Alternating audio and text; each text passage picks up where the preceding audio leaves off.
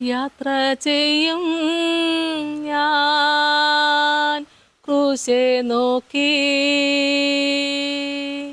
യുദ്ധം ചെയ്യും ഞാൻ യേശുവിനായി, ജീവൻ വച്ചിടും രക്ഷകനായി അന്ത്യശ്വാസം വരെയും. കർത്താവിന് എനിക്ക് ഏറ്റവും പ്രിയപ്പെട്ടവരെ, 33 സങ്കീർത്തനത്തിന്റെ 13 മുതലുള്ള വചനഭാഗങ്ങൾ നമുക്ക് വായിക്കാം. യഹോവ സ്വർഗത്തിൽ നിന്ന് നോക്കുന്നു, മനുഷ്യപുത്രന്മാരെയൊക്കെയും കാണുന്നു. അവൻ തൻ്റെ വാസസ്ഥലത്ത് നിന്ന് സർവ്വഭൂവാസികളെയും നോക്കുന്നു. അവൻ അവരുടെ ഹൃദയങ്ങളെ ഒരുപോലെ മെനഞ്ഞിരിക്കുന്നു. അവരുടെ പ്രവൃത്തികളെയൊക്കെയും അവൻ ഗ്രഹിക്കുന്നു. സൈന്യബഹുത്വത്താൽ രാജാവ് ജയം പ്രാപിക്കുന്നില്ല, ബലാധിക്യം കൊണ്ട് വീരൻ രക്ഷപ്പെടുന്നതുമില്ല. ജയത്തിന് കുതിര വ്യർത്ഥമാകുന്നു, തൻ്റെ ബലാധിക്യം കൊണ്ട് അത് വിടുവിക്കുന്നതുമില്ല.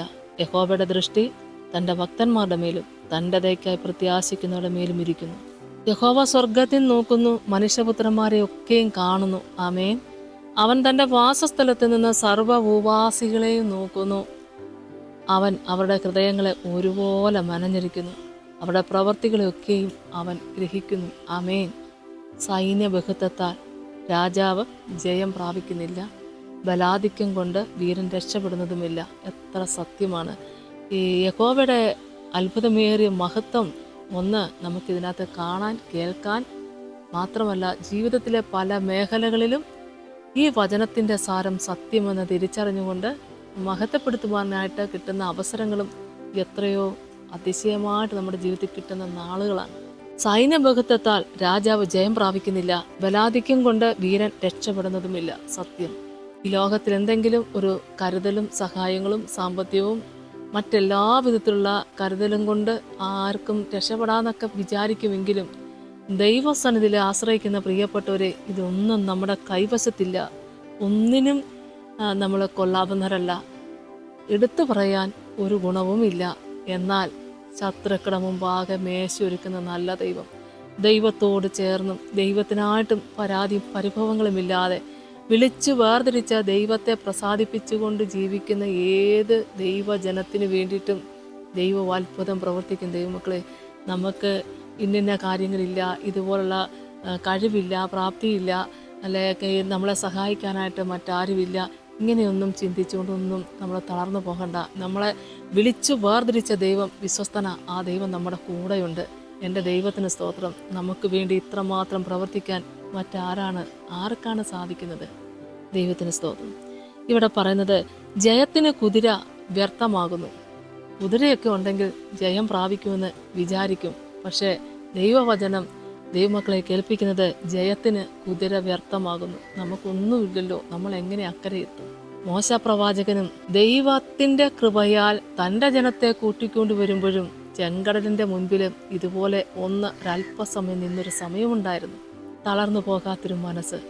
മുൻപിൽ ചെങ്കടൽ കാണുമ്പോഴും പിന്നെ ശത്രു സൈന്യത്തെ കാണുമ്പോഴും അയച്ചവൻ കൂടെയുണ്ടെന്ന് ഉറപ്പുണ്ടെങ്കിൽ അയച്ച ദൈവം, അസാധ്യമായ വഴിയെ ദൈവം സാധ്യമാക്കി തന്ന് നമ്മളെത്തേണ്ട സ്ഥലത്ത് നമ്മളെ എത്തിക്കും. ഇത് നമ്മൾ ഓരോരുത്തരും വിശ്വാസികൾ അനുഭവിച്ചു പോകുന്നവരാ. ദൈവത്തിന് സ്തോത്രം.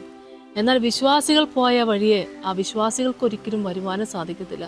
വിശ്വാസികൾ പോയ വഴി ആരും കാണാത്ത വഴിയാ, ആരും കേൾക്കാത്ത വഴിയാ.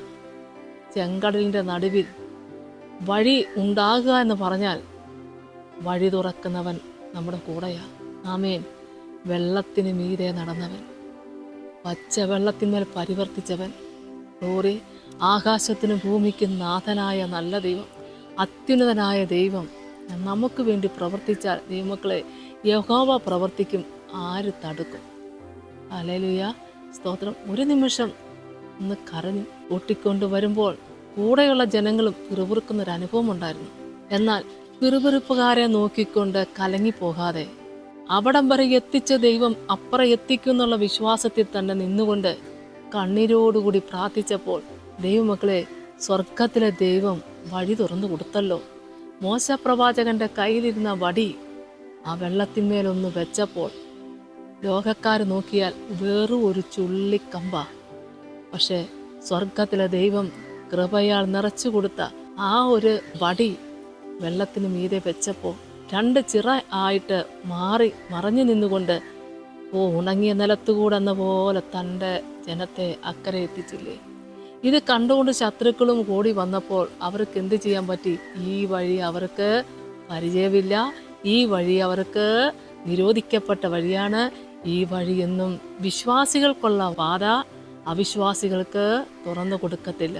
വിശ്വാസികളെ പോകുന്ന പാതയടയ്ക്കുവാൻ അവിശ്വാസികൾക്ക് സാധിക്കത്തുമില്ല. ഹാലേലൂയ, ഹാലേലൂയ, യേശുവേ സ്തോത്രം. അസാധ്യങ്ങളെ സാധ്യമാക്കുന്ന ദൈവം നമ്മുടെ കൂടെയുണ്ടല്ലോ. ദൈവത്തിന് സ്തോത്രം. ജയത്തിന് കുതിര വ്യർത്ഥമാകുന്നു, തൻ്റെ ബലാധിക്യം കൊണ്ട് അത് വിടുവിക്കുന്നതുമില്ല. യഹോവയുടെ ദൃഷ്ടി തൻ്റെ ഭക്തന്മാരുടെ മേലും. എത്ര വലിയ സത്യമാണ് ദൈവമക്കളെ. യഹോവയുടെ ദൃഷ്ടി തൻ്റെ ഭക്തന്മാരുടെ മേലും തൻ്റെ ദയക്കായി പ്രത്യാശിക്കുന്നവരുടെ മേലും ഇരിക്കുന്നു എന്ന വചനം. അതെത്ര സത്യമാണെന്ന് വിശ്വസിക്കുന്ന മക്കൾക്ക് മനസ്സിലാകില്ലേ? എൻ്റെ ആത്മീയ ജീവിതത്തിൽ ദൈവമക്കളെ ഇതുപോലുള്ള ഒരുപാട് കഷ്ടപ്പാടുകളുടെയും ഞെരുക്കത്തിൻ്റെയും വലിയ ഭീതിപ്പെടുത്തുന്നതായ പല ഇടങ്ങളിലും ഒറ്റയ്ക്ക് നിൽക്കുന്ന അനുഭവങ്ങൾ കണ്ടിട്ടുണ്ട്. അപ്പോഴും വിളിച്ചിറക്കിക്കൊണ്ടുവന്ന ദൈവത്തിൻ്റെ പ്രവൃത്തി കണ്ടുകൊണ്ട് ആ കരങ്ങളെ പിടിച്ചുകൊണ്ട് ഇത്രത്തോളം ദൈവത്തെ മഹത്വപ്പെടുത്താനിടയാക്കി. ദൈവത്തിന് സ്തോത്രം. ഹല്ലേലൂയ. നമ്മെ വിളിച്ച ദൈവം വിശ്വസ്തന. ദൈവമക്കളെ, ഇറങ്ങി വന്നത് കർത്താവിന് വേണ്ടിയാണെങ്കിൽ നമ്മൾ മുന്നോട്ട് നമ്മുടെ ദൃഷ്ടി വെച്ചുകൊള്ളുക. ഓട്ടം സ്ഥിരതയോടെ ഓടുക. ഓടിക്കൊണ്ട് നമ്മുടെ വേല പൂർത്തീകരിക്കുക.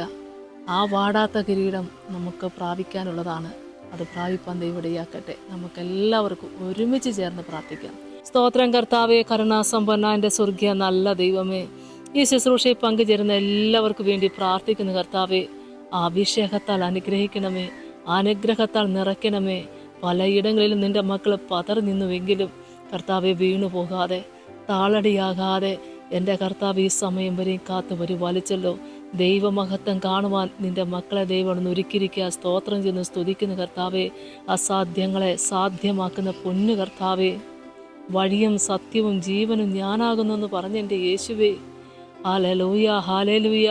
പരിശുദ്ധാത്മാവിൻ്റെ അഭിഷേകത്താൽ അനുഗ്രഹത്താൽ എൻ്റെ കർത്താവെ വിളിച്ചിറക്കിക്കൊണ്ടുവന്ന ദൈവത്തിൻ്റെ സന്നിധിയിൽ അന്ത്യത്തോളം അപ്പൻ്റെ വേല ചെയ്ത് ദൈവത്തെ പ്രസാദിപ്പിക്കേണ്ടതിന് തടസ്സമായി നിൽക്കുന്നതെല്ലാം എൻ്റെ യേശുവേ ദൈവമെടുത്ത് മാറ്റിക്കൊണ്ട് അനുഗ്രഹിക്കണമേ.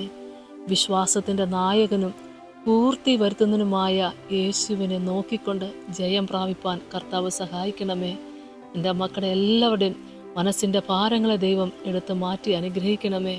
അസാധ്യമായിട്ട് കർത്താവെ പല വിഷയങ്ങൾ വെച്ച് പ്രാർത്ഥിച്ചുകൊണ്ടിരിക്കുന്ന മക്കൾ ഇപ്പോഴും അസാധ്യമായിട്ടുള്ള കാര്യങ്ങളെ മുന്നിൽ കണ്ടുകൊണ്ട് സങ്കടത്തോടെ കർത്താവെ, പ്രയാസത്തോടെ, വേദനയോടെ ഞങ്ങൾക്ക് വേണ്ടി ആര് പ്രവർത്തിക്കും എന്ന് കരുതിക്കൊണ്ട് കർത്താവെ, എൻ്റെ ദൈവം ഇന്നല്ലെങ്കിൽ നാളെ എനിക്ക് വേണ്ടി പ്രവർത്തിക്കുന്ന പ്രത്യാശയോടുകൂടി നിൽക്കുന്ന മക്കൾ എൻ്റെ കർത്താവെ അത്ഭുതം പ്രവർത്തിക്കുന്ന കാണാൻ ഇടയാക്കണമെന്ന് പ്രാർത്ഥിക്കുന്നു.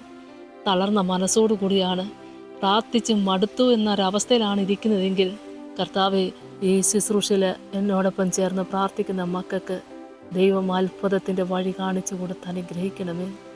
എൻ്റെ മക്കൾ എവിടെയായിരുന്നാലും അവിടെ നിന്നുകൊണ്ട് എൻ്റെ കർത്താവിനെ സാക്ഷീകരിപ്പാൻ ദൈവം സഹായിക്കണമേ എന്ന് പ്രാർത്ഥിക്കുന്നപ്പോൾ പിതാവിൻ്റെയും പുത്രൻ്റെയും പരിശുദ്ധാത്മാവിൻ്റെ നാമത്തിൽ അപേക്ഷിക്കുന്ന കൃപയോടെ കേൾക്കണമേ.